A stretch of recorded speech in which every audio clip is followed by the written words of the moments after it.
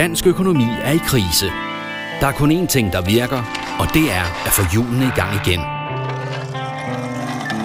Regeringen mener, at vi kan spare os ud af krisen. Men vi bliver ikke rigere af at skære ned på sygehusene og folkeskolen. Vores plan er en anden. Vi vil arbejde os ud af krisen. Først skal vi sætte gang i Danmark igen. Socialdemokraterne og SF vil tage fat på nogle af de opgaver, der alligevel skal løses før eller siden.